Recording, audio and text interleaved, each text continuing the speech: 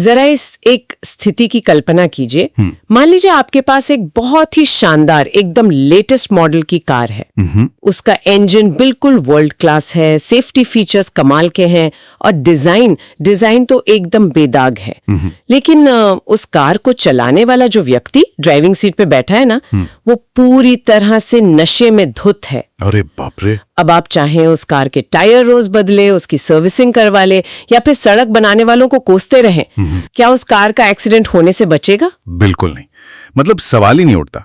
जब तक उस ड्राइवर का नशा नहीं उतरेगा तब तक चाहे आप गाड़ी बदल लें या रास्ता, वो कार तो किसी न किसी पेड़ या खाई में जाकर ही टकराएगी। सही बात है। और मजे की बात यह है कि एक्सीडेंट होने के बाद भी वो ड्राइवर शायद गाड़ी के ब्रेक या खराब मौसम को ही गाली देगा, खुद को नहीं। और बिल्कुल यही वो कड़वी सच्चाई है जिससे हम आज के इस डीप डाइव की शुरुआत कर रहे हैं।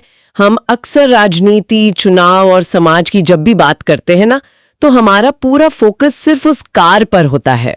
बिल्कुल। हम सोचते हैं कि अगर सत्ता बदल गई, कोई नई पार्टी आ गई या कोई नया नेता आ गया तो शायद सब कुछ रातों रात बदल जाएगा। लेकिन आज हम उस ड्राइवर की बात करने वाले हैं, यानी कि इस देश के मतदाता की। जी। आज जो सोर्स हम डिकोड कर रहे हैं वो न्यूज इंडिया 24/7 पर आचार्य प्रशांत का एक बेहद बेबाक और गहराई से भरा इंटरव्यू है। आज हम नेताओं को कोसने की उस पुरानी आदत से थोड़ा आगे बढ़ेंगे। एक बहुत ही जरूरी शिफ्ट है ये। हाँ, और समझेंगे कि क्या समस्या वाकई सिस्टम में है या खुद हमारे भीतर। क्योंकि हम हमेशा बाहर की चीजों को ठीक करने में लगे रहते हैं। हमें लगता है कि अगर बस व्यवस्था का चेहरा बदल गया तो हमारी सारी परेशानियां जादुई तरीके से खत्म हो जाएंगी।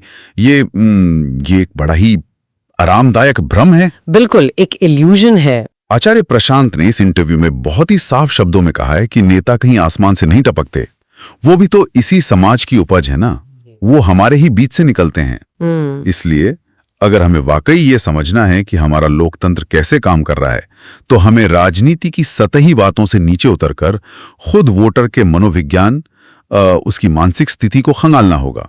तो चलिए इसी मनोविज्ञान को थोड़ा और गहराई से समझते हैं। मतलब जब भी चुनावी नतीजे आते हैं तो न्यूज एंकर्स चिल्ला कर कहते हैं, देखिए ऐतिहासिक बदलाव हो गया है, जनता ने एक नई विचारधारा को चुन लिया है। हाँ, वो तो हमेशा का है। अब अगर हम पश्चिम बंगाल का ही उदाहरण लें, जिसका जिक्र इस चर्चा में भी आया है, वहां दशकों तक कम्युनिस्ट पार्टी का राज रहा, फिर 15 साल तक तृणमूल कांग्रेस का शासन आया और अब हाल के वर्षों में हम देख रहे हैं कि वहां भारतीय जनता पार्टी की तरफ एक बड़ा झुकाव हो रहा है। बिल्कुल। आमतौर पर कोई भी इसे देखकर कहेगा कि वाओ, बंगाल का वोटर वैचारिक रूप से कितना इवॉल्व हो रहा है, वो नई चीजें आजमा रहा है। लेकिन इस स्रोत का नजरिया यहाँ बिल्कुल अलग है ना? हाँ, और वो नजरिया बहुत ही दिलचस्प है। अगर आप कम्युनिस्ट विचारधारा और आज की दक्षिणपंथी विचारधारा को देखें तो ये दोनों बिल्कुल अलग छोर हैं। एकदम ऑपोजिट। बिल्कुल ऑपोजिट। इनके बीच कोई तालमेल नहीं है। अगर कोई व्यक्ति या समाज भीतर से वाकई सुलझावा है, वैचारिक रूप से स्पष्ट है, तो वो इस तरह से एक्सट्रीम जंप नहीं मारता। इस इंटरव्यू में इसे समझाने के लिए बीमारी और मौसम का एक बड़ा ही सटीक उदाहरण दिया गया है। अच्छा, बीमारी वाला? वो कैसे? मान लीजिए कोई व्यक्ति भीतर से बहुत कमजोर है, उसकी इम्यूनिटी एकदम खत्म हो चुकी है। अब जब गर्मियां आती हैं तो उसे लू लग जाती है, सर्दियां आती हैं तो उसे निमोनिया हो जाता है, और बारिश आती है तो डेंगू हो जाता है। ओह, समझ रही हूँ। अब वो इंसान कह सकता है कि देखो, मैंने अपनी बीमारी बदल ली है, लेकिन असलियत क्या है? असलियत यह है कि बीमारी का नाम बदल रहा है, लेकिन उस व्यक्ति की अंदरूनी कमजोरी, उसका बीमार होना नहीं बदला है। वाकई राजनीति में भी वोटर अक्सर यही करता है। वो एक पार्टी या एक व्यवस्था से ईब जाता है, फ्रस्ट्रेट हो जाता है, और फिर बिना किसी ठोस वैचारिक समझ के बस किसी दूसरी पार्टी को गले लगा लेता है। यानी आप कह रहे हैं कि ये कोई राजनीतिक जागृति नहीं है, बल्कि महज बोरियत दूर करने का एक तरीका है। मतलब एक बीमारी से ऊबकर दूसरी बीमारी को पकड़ लेना। बिल्कुल। इसे वैचारिक स्पष्टता कहना खुद को धोखा देना है। वोटर बस एक विकल्प से तंग आ चुका है और उसे कुछ नया चाहिए। इसे आप एक तरह के नशे को छोड़कर दूसरे तरह का नशा अपना लेना जैसा कह सकते हैं। और समस्या यह है कि वोटर खुद इस अज्ञानता के नशे में धुत है। वो सबसे पहले किसी सरकार को नहीं चुनता, वो अपने अहंकार को, अपनी पुरानी धारणाओं और पूर्वाग्रहों को चुनता है। नियम है, वो हमें किसी दूसरे के अत्याचार से तो बचा सकते हैं, लेकिन अगर हम खुद ही अपना नुकसान करने पर तुले हुए हैं तो फिर दुनिया का कोई भी कानून हमें कैसे बचाएगा? यही तो पेच है। अगर हम खुद को गड्ढे में गिराना चाहते हैं तो कोई भी सिस्टम हमें रोक नहीं पाएगा। और इसीलिए ये समझना बहुत जरूरी है कि वोटर जब वोट देने जाता है तो फैसला किन आधारों पर लेता है। हाँ, और यहीं से मेरे दिमाग में एक सवाल आ रहा है, अगर वोटर इतना ही नशे में है या वैचारिक रूप से इतना कमजोर है, तो फिर वो किसी नेता की तरफ आकर्षित कैसे होता है? क्या चीज है जो उसे वोट डालने के लिए प्रेरित करती है? बहुत अच्छा सवाल है। मुझे लगता है कि यहीं पर राजनीति में स्क्रीन, ग्लैमर और छलावे की एंट्री होती है।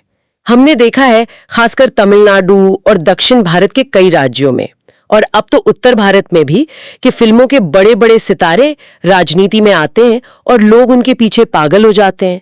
ऐसा क्यों होता है? इसके पीछे ना इंसान की एक बहुत ही गहरी और पुरानी मनोवैज्ञानिक कमजोरी है।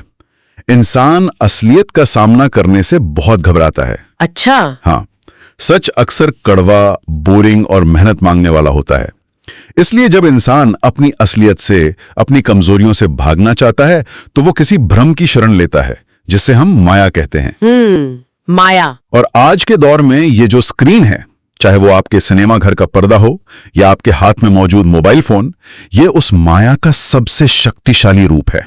मतलब जो लोग स्क्रीन पर सिर्फ एक्टिंग कर रहे हैं, जो महज एक स्क्रिप्ट पढ़ रहे हैं, जनता उन्हें ही अपना असली मसीहा मान बैठती है। बिल्कुल, और ये बात सिर्फ उन नेताओं पर लागू नहीं होती जो फिल्मों से आए हैं। इस चर्चा में बहुत साफ तौर पर कहा गया है कि उत्तर भारत या बाकी जगहों पर भी कई राजनेता जो फिल्मों से नहीं है, वो भी जनता के सामने एक तरह का अभिनय ही तो कर रहे हैं। हाँ, वो भी है। मंच पर आकर आवाज में भारीपन लाना, भावुक हो जाना, नाटकीय अंदाज में वादे करना, ये सभी तो एक्टिंग ही है ना। जनता को ये डायलॉग बाजी, ये चकाचौंध चाहिए, क्योंकि एक शांत, तार्किक और सच बोलने वाला इंसान उन्हें बहुत बोरिंग लगता है। लेकिन रुकिए, मैं यहाँ थोड़ा सा असहमति जताना चाहूंगी। जी बताइए। राजनीति में अगर आपको जनता की भलाई करनी है तो अपनी बात उन तक पहुंचानी भी तो होगी। यानी आपके पास बेहतरीन कम्युनिकेशन स्किल्स, संवाद करने की क्षमता होनी चाहिए। क्या हम किसी नेता की सिर्फ इसलिए आलोचना कर सकते हैं क्योंकि वो एक अच्छा वक्ता है या भीड़ को बांध सकता है? क्या ये कला उसे एक प्रभावी नेता नहीं बनाती? आपका सवाल अपनी जगह बिल्कुल सही है।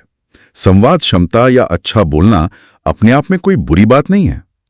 इस पूरी चर्चा में कम्युनिकेशन स्किल को खारिज नहीं किया गया है। तो फिर समस्या कहाँ है?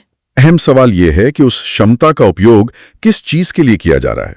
अगर आपके पास कोई बहुत बड़ा सच है, कोई गहरी बात है, और आप अपनी उस प्रभावशाली आवाज का इस्तेमाल उस सच्चाई को लोगों तक पहुंचाने के लिए कर रहे हैं, तो वो बहुत शुभ है। ओके। इस इंटरव्यू में कबीर और महात्मा बुद्ध का उदाहरण दिया गया है। बुद्ध का व्यक्तित्व बेहद आकर्षक था, उनकी वाणी में जादू था, लेकिन उनका वो व्यक्तित्व बुद्धत्व यानी चेतना, सच्चाई और लोगों के दुख दूर करने के काम आ रहा था। समझ गए, यानी टूल बुरा नहीं है, उसका मकसद क्या है वो मायने रखता है। बिल्कुल। लेकिन आज के संदर्भ में क्या हो रहा है? आज वो आकर्षक व्यक्तित्व, वो संवाद कला सच्चाई की सेवा में नहीं लगी है, वो महज व्यक्ति के अहंकार और उसके स्वार्थ की सेवा में लगी है। और इसमें गलती सिर्फ उस नेता की नहीं है जो मंच से अभिनय कर रहा है, वोटर भी तो उसी में खुश है। हाँ, और प्रतीकों का कैसा खोखला इस्तेमाल होता है वो भी तो हम रोज देखते हैं। यही मैं कहने वाला था। आज राजनीति में राम, बुद्ध या पेरियार जैसे ऊंचे आदर्शों को सिर्फ एक चुनावी प्रतीक, एक टूल बना दिया गया है। नेता वोट मांगने आते हैं बुद्ध या राम के नाम पर, लेकिन उन्हें खुद उनके असली दर्शन से कोई लेना देना नहीं होता। और सबसे दुखद बात यह है कि जो वोटर उन नारों पर वोट दे रहा है, उसे भी शायद उन आदर्शों का असली मतलब नहीं पता। अगर इस चर्चा के संदर्भ में बात करें तो अगर किसी वोटर को वास्तव में बुद्ध के आर्य सत्य के बारे में पता हो, हाँ। यानी ये समझ हो कि इंसान के दुखों का असली कारण उसकी अपनी तृष्णा या अज्ञानता है, तो क्या वो महज किसी नेता के खोखले वादे पर अपना वोट बेच देगा? कभी नहीं। जो इंसान बुद्ध के दर्शन को वाकई समझता है, वो सिर्फ राम या बुद्ध का नाम लेने भर से किसी के झांसे में नहीं आएगा। सही बात है। लेकिन आज स्थिति अंधा अंधे ठेलिया दोनों कूप पड़न कराली है। नेता भी अज्ञानी है और उसे चुनने वाला वोटर भी अज्ञानी, दोनों एक दूसरे को कुएं में धकेल रहे हैं। ये जो छलावे और खोखले वादों की बात है ना, ये मुझे इस पूरी चर्चा के सबसे चुभने वाले हिस्से की तरफ ले जाती है, महिला मतदाता। बहुत ही संवेदनशील मुद्दा है ये। आज हम हर चुनाव में देखते हैं कि महिलाओं को एक बहुत बड़े वोट बैंक की तरह देखा जाता है, और उन्हें लुभाने के तरीके देखिए। महिलाओं को क्या ऑफर किया जाता है? मुफ्त सिलाई मशीन, गैस सिलेंडर में 100 रुपए की छूट या कोई प्रेशर कुकर। बिल्कुल। जबकि इंटरव्यू में ये पॉइंट आउट किया गया है कि जब पुरुषों से वोट मांगा जाता है तो बात रोजगार की होती है, अर्थव्यवस्था की होती है, जमीन की होती है। ऐसा क्यों है कि आधी आबादी को महज 150 रुपए की छूट या किसी छोटे मोटे सामान से बहला दिया जाता है? क्योंकि चुनावी बाजार में महिला की जो स्थिति हमें दिखती है ना, वो असल में कोई नई चीज नहीं है। वो घर और समाज में उसकी जो स्थिति है उसी का एक एक्सटेंशन है। मतलब समाज की सोच ही ऐसी है। सदियों से हमारे समाज ने महिलाओं को यही सिखाया है कि उनका मूल्य बहुत कम है। उन्हें खुद को एक स्वतंत्र इंसान, एक इंडिविजुअल के रूप में जानने और विकसित होने का मौका ही नहीं दिया गया। जब उसे घर के अंदर ही छोटी छोटी चीजों पर संतुष्ट रहना सिखाया गया है कि थोड़ा सा गहना मिल गया या एक साड़ी मिल गई तो खुश हो जाओ, तो चुनावी मैदान में भी वो एक गैस सिलेंडर की छूट पर खुश हो जाती है। यानी समाज ने उनकी बौद्धिक क्षमता को इतना कम करके आंका है कि राजनीति भी उसी का फायदा उठा रही है। बिल्कुल। आप रोजमर्रा के उदाहरण देखिए। दोपहर के जो टीवी सीरियल्स होते हैं या जो विज्ञापन महिलाओं को टारगेट करके बनाए जाते हैं। हाँ, सास बहू वाले सीरियल। बिल्कुल। वे अक्सर महिलाओं की भावनाओं, उनके डर और उनकी असुरक्षाओं को निशाना बनाते हैं। ये मानकर चला जाता है कि महिलाएं ज्यादा भावुक होती हैं और उन्हें तर्क के बजाय भावनाओं में उलझाकर आसानी से अपने पक्ष में किया जा सकता है। लेकिन एक सेकंड, अगर हम आज का डेटा देखें तो महिलाएं बहुत बड़ी संख्या में घर से बाहर निकलकर वोट डाल रही हैं। कई राज्यों में तो महिलाओं का वोट प्रतिशत पुरुषों से ज्यादा हो गया है। जी, आंकड़े तो यही कहते हैं। और तो और राजनीति में महिलाओं के लिए संसद में 33% आरक्षण की भी बात है। क्या इन सबको हम प्रगति या सशक्तिकरण का संकेत नहीं मानेंगे? क्या ये लोकतंत्र की जीत नहीं है? यहाँ पर आचार्य प्रशांत ने एक बहुत ही जरूरी और सोचने पर मजबूर करने वाला कॉन्सेप्ट दिया है, कैटेगरी मिसमैच। कैटेगरी मिसमैच, जरा इसे आसान भाषा में समझाइए। ये कौन सी दो कैटेगरीज की बात हो रही है? देखिए, एक कैटेगरी है किसी इंसान का शारीरिक रूप से कहीं मौजूद होना और दूसरी कैटेगरी है उसका मानसिक रूप से आजाद होना। हम इन दोनों को एक ही मान लेते हैं, यही कैटेगरी मिसमैच है। अच्छा, तो सिर्फ वोट डालना आजादी नहीं है? बिल्कुल नहीं।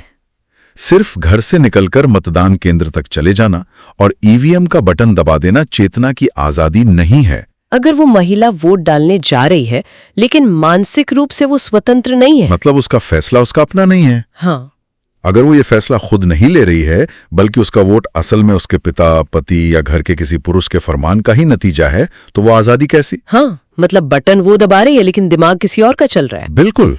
और दूसरी बात, अगर वो महिला इतनी भावुक है कि कोई भी नेता उसे अपनी मीठी मीठी बातों या किसी झूठे वादे से आसानी से बहका लेता है, तो लोकतंत्र के लिए बहुत खतरनाक स्थिति है। कैसे? क्योंकि इसका मतलब है कि एक बहुत बड़ा वोट बैंक बिना सोचे समझे, बिना किसी तार्किक विश्लेषण के सिर्फ भावनाओं की लहर में बहकर फैसले ले रहा है। तो फिर ये जो 33% आरक्षण का कदम है, क्या वो भी इस समस्या का समाधान नहीं है? आरक्षण से सिर्फ एक बाहरी ढांचा बदलता है। अगर संसद में जो 33% महिलाएं पहुंच रही हैं, वो सिर्फ बड़े राजनेताओं की बहू बेटियां हैं जिन्हें सिर्फ प्रॉक्सी की तरह इस्तेमाल किया जा रहा है। हाँ, जिसे हम सरपंच पति या सांसद पति कल्चर कहते हैं। एकदम सही। या फिर वे सिर्फ ऐसे चेहरे हैं जिन्हें उनकी बाहरी चमक दमक या पॉपुलैरिटी के लिए चुना गया है, तो ये वास्तविक प्रतिनिधित्व नहीं है। जब तक उस महिला के भीतर अपनी एक स्वतंत्र वैचारिक सत्ता, अपनी निजता, जिसे हम इंडिविजुअलिटी कहते हैं, विकसित नहीं होगी, तब तक असली सशक्तिकरण नहीं आ सकता। उसे बचपन से ही त्याग करने वाले खास सांचे में ढाल दिया जाता है और फिर हम अचानक उससे उम्मीद करते हैं कि वो देश के बड़े फैसले लेगी। बिल्कुल। जब तक वो मानसिक कारागार नहीं टूटेगा, तब तक सिर्फ संसद में संख्या बढ़ा देने से समाज का कोई वास्तविक कल्याण नहीं होने वाला। ये एक बहुत ही कड़वी लेकिन आईना दिखाने वाली सच्चाई है। मतलब हम फिर से घूम फिरकर उसी पॉइंट पर आ गए कि समस्या बाहर नहीं, भीतर है, हमेशा की तरह। तो अगर समाज की, इंसान की जड़ें इतनी कमजोर हैं, तो सवाल ये उठता है कि इसे ठीक कौन करेगा? हम हमेशा अपनी समस्याओं के लिए बाहरी चीजों को दोष देने के आदी हैं। जैसे आज के समय में हर कोई कहता है कि अरे समाज तो इस सोशल मीडिया के एल्गोरिदम ने बिगाड़ दिया है। हाँ, या फिर इन टीवी न्यूज वालों ने लोगों का दिमाग खराब कर दिया है। बिल्कुल, हम हमेशा एक नया विलन खोज लेते हैं। हम ऐसा इसलिए करते हैं क्योंकि खुद को विक्टिम या पीड़ित मान लेना दुनिया का सबसे आसान काम है। सही बात है। तो हम किसी और पर उंगली उठाते हैं तो हमें अपनी कमजोरियों पर काम नहीं करना पड़ता। आचार्य प्रशांत ने इस इंटरव्यू में बहुत साफ शब्दों में याद दिलाया है कि मीडिया या ये बड़ी बड़ी सोशल मीडिया कंपनियां कोई साधु संत नहीं है जो हिमालय पर बैठकर हमारा उद्धार करने आए हैं। वे कॉरपोरेट संस्थाएं हैं जो बाजार में व्यापार करने बैठी हैं। उनका मकसद मुनाफा कमाना है, आपको मोक्ष दिलाना है, आपकी चेतना को जगाना नहीं है। तो अगर मीडिया का काम हमें जगाना नहीं है तो फिर ये काम किसका है? यहाँ स्रोत में एक बहुत ही खूबसूरत तुलना की गई है दर्शन यानी फिलॉसफी और राजनीति के बीच। इन दोनों का असल काम क्या है? इसे ऐसे समझिए कि इंसान का जीवन एक अंधेरी तूफानी रात की तरह है। ओके। दर्शन यानी फिलॉसफी का काम है उस व्यक्ति के भीतर ज्ञान और सच्चाई का एक दिया जलाना ताकि उसे सही रास्ता दिख सके। और राजनीति या कानून या व्यवस्था का काम क्या है? क्या है? उनका काम है बाहर की दुनिया में एक ऐसा सुरक्षित ढांचा बनाना, एक ऐसी दीवार खड़ी करना जो उस बाहर चल रही अराजकता और आंधी से उस दिए को बुझने से बचाए। मतलब दर्शन दिया जलाता है और राजनीति उस दिए को हवा से बचाती है। क्या बात है। बिल्कुल, दोनों का अपना महत्व है। व्यवस्था इसलिए जरूरी है ताकि जो इंसान जागृत हो गया है उसे सच बोलने या सही रास्ते पर चलने का कोई क्रूर दंड न भुगतना पड़े। लेकिन ध्यान देने वाली बात यह है कि इन दोनों में हमेशा दर्शन ही प्राथमिक है। क्योंकि अगर दिया ही नहीं जला तो दीवारें बनाकर क्या फायदा, अंदर तो अंधेरा ही रहेगा। एकदम सही पकड़े आप। बाहर की व्यवस्थाएं व्यक्ति की चेतना को, उसके मन को नहीं बदल सकती। हमें यह बचकानी उम्मीद छोड़नी होगी कि कोई बाहरी मसीहा आएगा, चाहे वो कोई बड़ा राजनेता हो, कोई कड़क जज हो या कोई चमत्कारी गुरु हो। हाँ, और हमारी सारी परेशानियां दूर कर देगा। जब तक इंसान खुद अपने अज्ञान से, अपनी लालच से युद्ध नहीं करेगा, तब तक कोई भी नया कानून या कोई नया सोशल मीडिया प्लेटफॉर्म उसे स्वतंत्र नहीं कर सकता। और मुझे लगता है कि इसी अज्ञानता और लगातार मिल रही निराशा से ना समाज में एक बहुत ही खतरनाक विचार जन्म लेता है। अक्सर जब लोग लोकतंत्र की इस लंबी और थकाऊ प्रक्रिया से ऊब जाते हैं तो वो कहने लगते हैं कि यार इन सब से तो अच्छा है कि देश किसी एक सख्त आदमी के हाथ में सौंप दो। डिक्टेटरशिप की बात। हाँ, कोई डिक्टेटरशिप आ जाए जहां एक ही केंद्र से सारे फैसले हों तो कम से कम विकास तो बहुत तेजी से होगा। सत्ता के केंद्रीकरण का यह विचार बहुत लुभावना लगता है, खासकर तब जब चारों तरफ अव्यवस्था हो। लेकिन यहीं पर इस चर्चा में 3 बहुत ही शक्तिशाली और विजुअल उदाहरण दिए गए हैं जो सोचने का नजरिया ही बदल देते हैं। जरा इन 3 अलग अलग नजारों को अपने दिमाग में बनाइए। ठीक है, मैं कल्पना कर रही हूं, बताइए। पहला नजारा, एक जगह है जहां हजारों लोग भगवान बुद्ध के सामने नतमस्तक हैं, अपना सब कुछ उन्हें सौंप रहे हैं। यह भी सत्ता का एक ही जगह केंद्रीकरण है। लेकिन यहां जो लोग हैं वो जागृत हैं, समझदार हैं। उन्होंने अपनी मर्जी से एक सही और शुभ दिशा को चुना है। ठीक है, ये तो एक आदर्श स्थिति हो गई। दूसरा नजारा क्या है? दूसरा नजारा एक बहुत बड़ी भीड़ है जो किसी फिल्मी सितारे की एक झलक पाने के लिए पागल है। लोग उसके पोस्टर पर दूध चढ़ा रहे हैं, उसके लिए रो रहे हैं, खून से खत लिख रहे हैं। बाप रे, ऐसा तो बहुत होता है। यहां भी लोग अपनी सत्ता, अपना होश किसी एक इंसान को सौंप रहे हैं, लेकिन ये कोई चेतना नहीं है, ये सिर्फ एक अंधा आकर्षण है। और तीसरा नजारा? तीसरा नजारा कोई बहुत शातिर व्यापारी या लुटेरा है जिसके पास कोई बहुत लुभावना माल है। वो कोई झूठा सपना बेच रहा है या कोई खोखला वादा कर रहा है और लोग लालच में अंधे होकर उसे अपना भाग्य विधाता मान लेते हैं, अपना सब कुछ उसके कदमों में रख देते हैं। ये तीनों स्थितियां सुनने में एक जैसी लगती हैं क्योंकि तीनों में ही भीड़ अपना कंट्रोल किसी एक को दे रही है। तो इसका मतलब ये हुआ कि सारी पावर किसी एक इंसान के हाथ में जाना अपने आप में सही या गलत नहीं है, बल्कि असली सवाल ये है कि वो पावर सौंप कौन रहा है। बिल्कुल, यही इस पूरे एनालिसिस का सबसे अहम और निचोड़ वाला पॉइंट है। अच्छा, अगर कोई समाज भीतर से जागा हुआ है, अगर लोगों के अंदर चेतना है, तो वो अपनी सत्ता किसी बुद्ध को सौंपेंगे, ऐसे व्यक्ति को सौंपेंगे जो वाकई पूरे समाज का कल्याण करेगा। लेकिन अगर जनता सोई हुई है, अज्ञानता और लालच के नशे में है, तो वो किसी ठग, व्यापारी या लुटेरे को ही अपना सर्वे सर्वा बना लेगी। और यकीन मानिए, एक सोए हुए समाज में सत्ता का किसी एक हाथ में सिमट जाना दुनिया की सबसे खतरनाक चीज है। वाह, आज की इस डीप डाइव में हमने वाकई में चीजों को एक बिल्कुल नए चश्मे से देखा है। हमने शुरू किया था उस धारणा से कि हमेशा सरकारें या व्यवस्था बदलनी चाहिए। हाँ। लेकिन आज के इस पूरे डिस्कशन ने हमें बार बार वापस खींचकर हमारे ही गिरबान में झांकने पर मजबूर किया। चाहे वो बंगाल का राजनीतिक बदलाव हो जिसे हमने महज बोरियत समझा, राजनीति में माया और अभिनेताओं का आकर्षण हो, महिलाओं को लुभाने वाले खोखले वादे हो, या फिर सोशल मीडिया को दोष देने की हमारी पुरानी आदत। सब कुछ एक ही दिशा में इशारा कर रहा है। बिल्कुल, हर समस्या की जड़ में सिर्फ एक ही चीज है, और वो है मतदाता की अपनी सोई हुई चेतना, उसका अपना अज्ञान। और निष्कर्ष यही निकलता है कि जब तक व्यक्ति खुद अपने भीतर की सफाई नहीं करेगा, जब तक हम अपनी कमजोरियों, अपने अहंकार और अपने पूर्वाग्रहों को नहीं तोड़ेंगे, तब तक बाहर सिर्फ चेहरे बदलेंगे, राजनीतिक पार्टियां बदलेंगी, मैनिफेस्टोज बदलेंगे, लेकिन हमारे जीवन के हालात कभी नहीं बदलेंगे। एकदम सही। हमें खुद को पीड़ित मानना बंद करना होगा। हमारी आजादी की जिम्मेदारी किसी नेता की नहीं, हमारी अपनी है। बिल्कुल। और आज के इस विस्तृत विश्लेषण को खत्म करते हुए मैं इस पूरी बातचीत को आज के एक बहुत ही प्रासंगिक और थोड़े डरावने विषय से जोड़ना चाहती हूँ। बताइए। जरा सोचिए, आज हमने बात की कि कैसे एक सोया हुआ समाज बिना सोचे समझे किसी ठग या किसी आकर्षण के चलते अपनी सत्ता सौंप सकता है। अब अपने आज के जीवन को देखिए, जहां आर्टिफिशियल इंटेलिजेंस यानी AI और बहुत ही स्मार्ट एल्गोरिदम धीरे धीरे हमारे हर छोटे बड़े चुनाव को डिकोड कर रहे हैं। हम क्या खाते हैं, क्या देखते हैं, किसे पसंद करते हैं, मशीनों को सब पता है। ये वाकई एक बहुत ही गंभीर दिशा है ना?